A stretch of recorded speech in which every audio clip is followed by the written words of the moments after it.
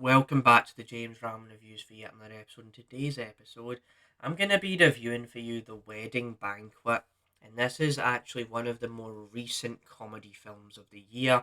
And so I will be giving you my review, what I would give it a 10 and stuff like that. I'll try not to give away this entire movie. However, this is the kind of movie where there's a certain way everything plays out that the trailer, let's just jump into it. This is the context here. I watched the trailer, and I think the trailer did a good job to explain what this movie is about. It does kind of give away the premise, kind of gives away what you're in for, but I needed to watch it because the plot, the idea, the title just sounded way too random for me to go and get invested in it. So definitely all of that. And I'll say the trailer was actually funny, was entertaining. So there's all of that. So, so you know, this movie is the best way I can describe it. It's kind of like an LGBTQ, community rom com, and it sounds like so outlandish and over the top. Like, why are you reviewing this, James? But it just had this vibe to it, had this energy to the trailer that I was like, yeah, this is gonna be a fun time. So there's all of that. So what you need to know about the movie though is you've got two couples that are into each other. They're of the same gender, they're of the same sex, and they want to portray themselves in this certain way. And it all plays out in this kind of like this Asian American accent context. And they want to get married. They want to get this green card.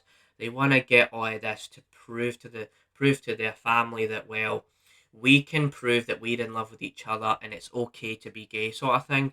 So it plays out as this satirical commentary, comedy, slapstick scenario situation of a film. So that's the best way I can describe it, right? And so, how did I feel about this movie?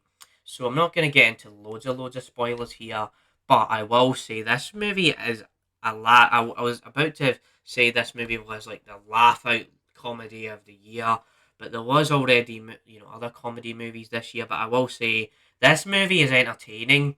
You get a lot out of it in the moment, but it's just I'm probably not gonna make this movie. This is not gonna be like the most memorable movie of the year because it does kind of feel like a very predictable watch because you know where this movie heads. But we'll say the actor performances. A lot of the lines are funny. There's a few moments where I kind of get it. I kind of get it. Not every line is funny because I kind of just say spinning the same jokes back and forth, back and forth. And then there's even points where, you see the characters get into these, awkward situations. Something really crazy happens later on in the movie, which I'm not going to spoil because you have to watch the movie kind of understand that point. But when that happens, you're like, yeah, I kind of seen that coming. There's going to be drama. There's going to be some sort of tension between these two couples.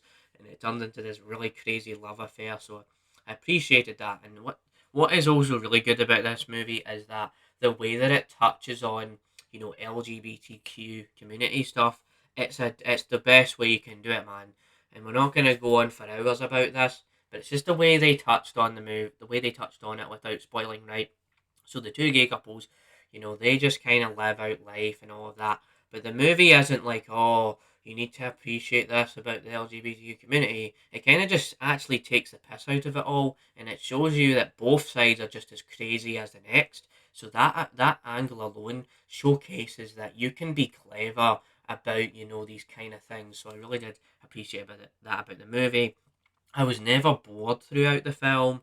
It's not a boring movie. It's an entertaining little movie here. Not a movie of the year or anything, but yeah, definitely probably recommend this one if you enjoy the trailer. I tried to record this review a few times, but I think this is the best way I can describe the movie.